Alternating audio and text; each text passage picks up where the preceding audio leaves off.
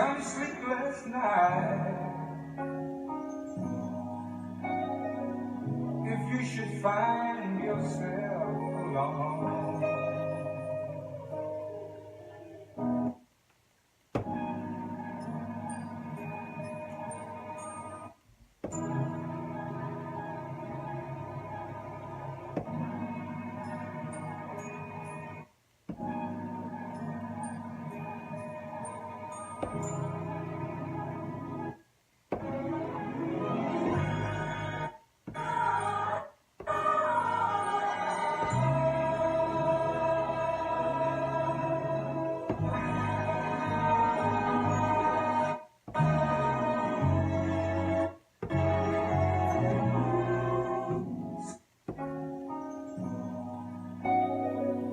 if you should. What up, TMR? So, those who are vets up in TMR, you guys know that this is the flip that I did for the Big Rush sample flip for his 50th birthday. So I wanted to give you guys a quick breakdown of how I did this sample flip. I had a lot of fun doing this flip. The main reason that I had a lot of fun doing it is because I was able to use the Maschine Micro here, man, and this was a challenge in itself, man. Forget the sample challenge, man. This thing right here, man, is like totally different from everything that I know about drum machines. And drum machine for me, when I say drum machine or when I think drum machine, I'm talking about a Kai MPC, man, from you know, just the legacy drum machines that I'm used to, man, and what I was taught on. And I wanted to get into the Maschine, man, just to kind of learn something different and challenge myself. And so I chose to use this here, man, to kind of have some fun while I was doing that sample flip, man, for my dude, man. And man, I got to be honest with you, man. I was so tempted to go back to the MPC Renaissance, which is what I currently have. And I just had to stick with this, man. I didn't want to quit. I'm not a quitter. So I stuck with this thing and I wrote it out, man. But I had to get used to all the elements, man, of this thing, man. And one of the things that was most challenging for me was learning how to do the 16 note thing, which is not the same as how it is on the MPC Renaissance or any MPC actually, man, and I like the 16 level feature, so I couldn't get that on here, but I figured out a workaround. They got keyboard pad mode, but still it's not the same. And then also song mode on the MPCs is not the same as the sequencing on the Maschine software or block mode, which I'm just getting into since I've been, you know, since I started TMR. You guys have gotten me familiar with block mode and Reason. So I'm trying to like combine all of these things, man, just because you guys are teaching me a lot just by watching what you guys do with the DAWs that I'm not familiar with. And I hope that I'm teaching you guys some stuff too, man. But I had a lot of fun doing this, so I just want to kind of walk you guys through this thing, man, and just show you what I did, man, and you know, share some of this craft, man. But right now, I'm just gonna hop into it, man, because I don't want the video to be too long. I want you guys to stick around and watch it out all the way through, man. And so all I did for this one was, like I say, chop this the sample up on the 16 pads. I used 2 drum kits, the fade kit and then also the 909 kit. And they both playing on top of each other, the same drum pattern. And I'll show you why I did that to kind of tighten it up. And then one thing I do like about the Maschine software or anything from Native Instruments is that the sound libraries, man, they're so dope, man. It's like the sounds are already ready to go, man. It's like they're already compressed, they're already EQ'd, they already have, you know, certain effects, and you can still add your own to them, man. But the sounds, man, are just in pocket to me, man. That's the dope part about this this software, man. So that's a big thumbs up to Native Instruments on that, man. But like I said, we'll get into it and let those who didn't, who are new to the group, that didn't get to hear that sample flip, I'm gonna rock into it and let you guys hear that, and then I'll explain what I did, and hope you guys can catch some of the change ups that I did in it, and just have some fun listening to it with me, man. Let's go. Kind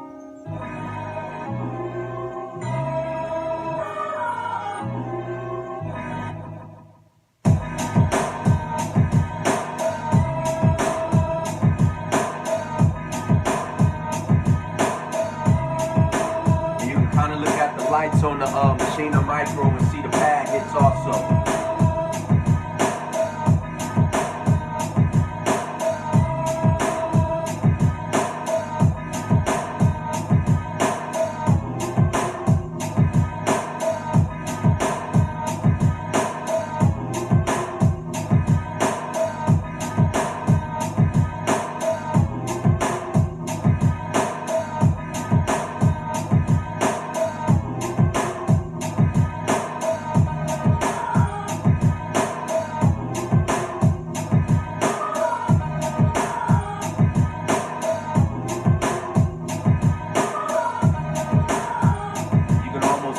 Like I'm rolling off of the pads, man, and that's the note off effect that I use, where the pads cancel out each other as you hit them.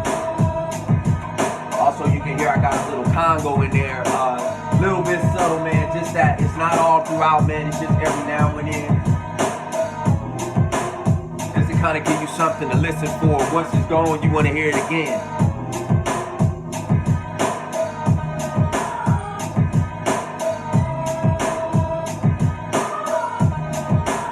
Everything rolling, man. That's why you see the pads just lighting up, but like the bass line that's in the sample was so heavy and so dope that I didn't have to add an extra bass to it, man. But I made it roll over another part of the sample, so it almost sounds like somebody's almost playing a live bass for me in the tone that are the sound that I wanted to go, even though I used the bass player that was from the original sample. So that was dope for me too, man.